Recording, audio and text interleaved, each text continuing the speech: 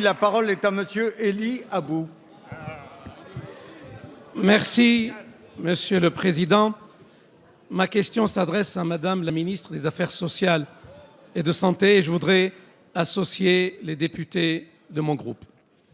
Madame la ministre, comment réussir une réforme sans dialogue? Une réforme avec une absence significative de cap, de gouvernance et d'objectifs communs. Aucune réflexion de fond sur la démographie médicale, sur la décentralisation de notre système de santé, sur l'inégale répartition territoriale des médecins.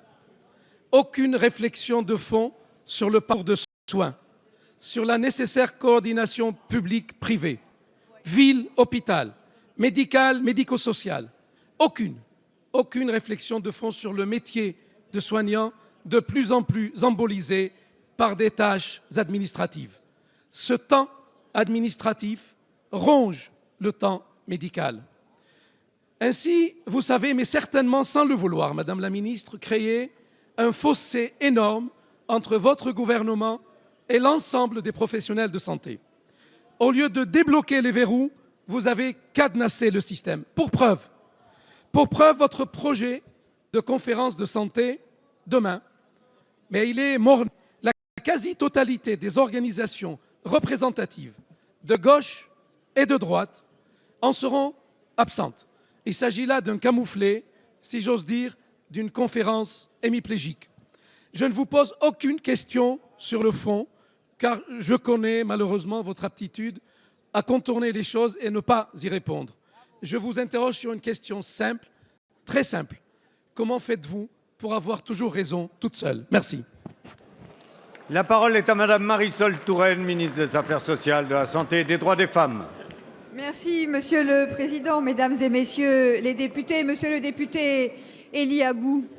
Demain, je ne serai pas toute seule. Demain, il y aura plus de 450 participants à la grande conférence de la santé.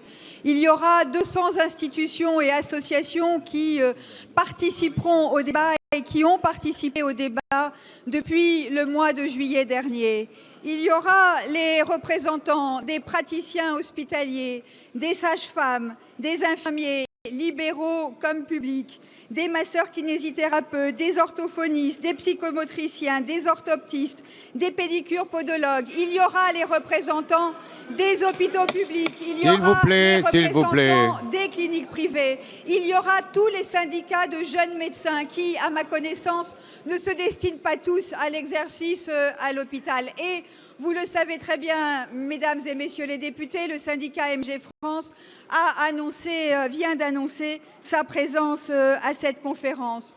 L'enjeu, il est de faire en sorte que nos réflexions et nos propositions ne portent pas uniquement sur la réorganisation de notre système de santé. Parce que venant d'un autre que vous, Monsieur Abou, j'aurais compris que l'on dise que rien n'était fait pour lutter contre la désertification médicale, les liens entre le public et le privé, mais vous étiez présent lors des débats que nous avons eus sur les sujets qui permettent d'avoir des groupements hospitaliers de territoire, des parcours de soins et le recentrage du médecin généraliste dans notre système de santé. Mais au-delà, nous devons travailler pour améliorer la formation des futurs professionnels médicaux et paramédicaux, améliorer leurs conditions d'exercice, et c'est le sens des travaux qui se mènent depuis le mois de juillet dernier, et le Premier ministre demain annoncera des propositions concrètes qui vont améliorer la formation et les conditions d'exercice de tous les professionnels de santé.